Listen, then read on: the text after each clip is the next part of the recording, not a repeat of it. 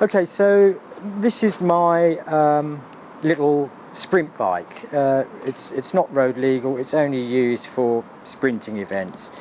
The frame itself was actually a JDM frame, Japanese domestic market, and they produced frames and they produced complete bikes. They were produced by a company called Snake Motors in Japan, and I believe they built 500 or 600, and each one was individually numbered. So this is 168 out of the 500. They were all 50cc. They were drum brakes all round, and they were just a real kind of retro looking machine that was produced in a very small number for the Japanese market. What's so special about this one then? Well, this one is, the front end has been changed, but it's been changed in keeping with the look of the original bike. It's disc brake at the front, the tyres are fatter, the engine is a supercharged Japanese 190cc specific racing engine from Japan. It is a 4-valve head and supercharged. So you've crammed a lot in here, haven't you? Yeah, it was a sort of a work in progress getting it all to fit in the frame. It's obnoxiously loud, but it's a real fun bike. So the supercharger, just show us. I know that's just here where the camera is. Yeah. But some people might not know a lot about a supercharger. How's it work, and why does it make it more powerful, etc.? So this is the supercharger, and what the supercharger does, it goes through a process of what's called forced induction. Instead of the engine, when the engine is running, sucking in the air itself, the supercharger is a belt-driven device that runs off the crankcase that actually, for want of a better description, forces air under pressure mechanically into the combustion chamber, so you get more power. It's not the same as a turbocharger, because a turbocharger has to spool up to the specific range where it produces boost. A supercharger will give you boost and torque at any point throughout the rev range.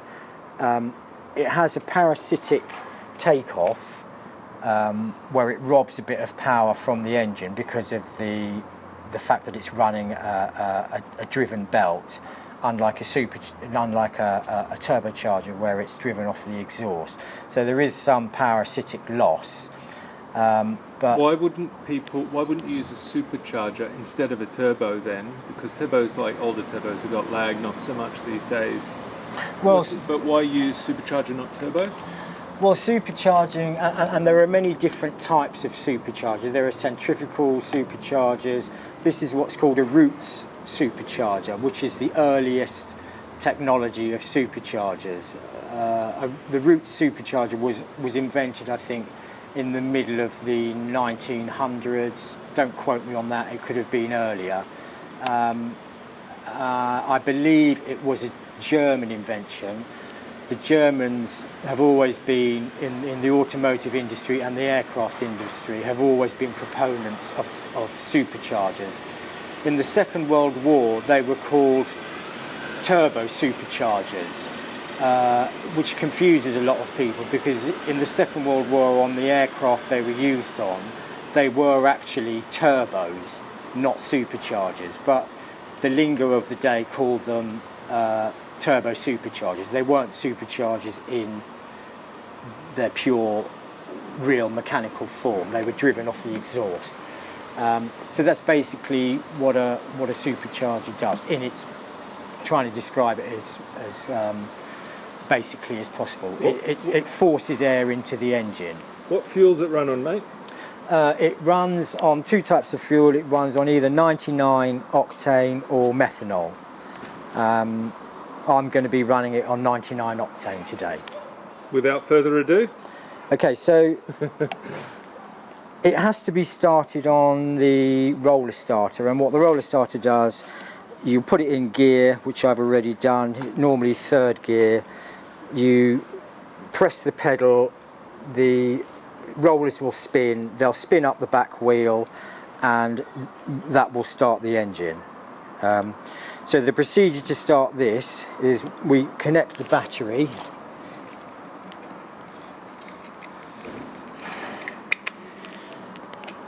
And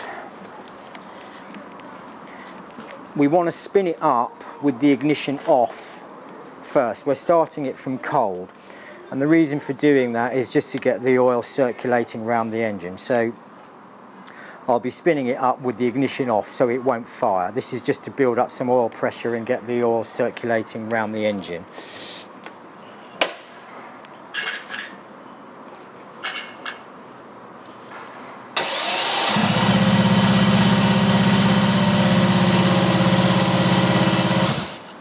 Okay, then ignition on, choke on.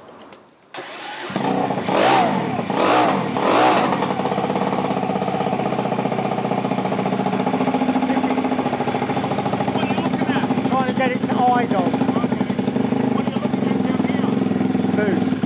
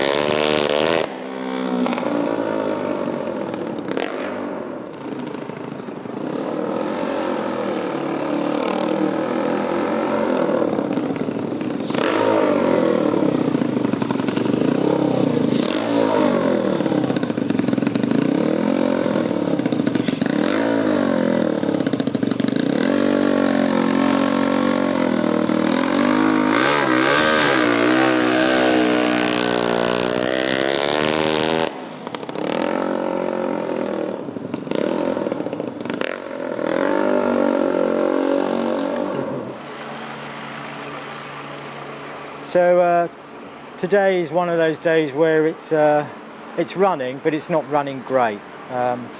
We need to replace the plug and probably do a bit of fettling. Yeah. Okay, well thanks for firing it up for us. You're welcome.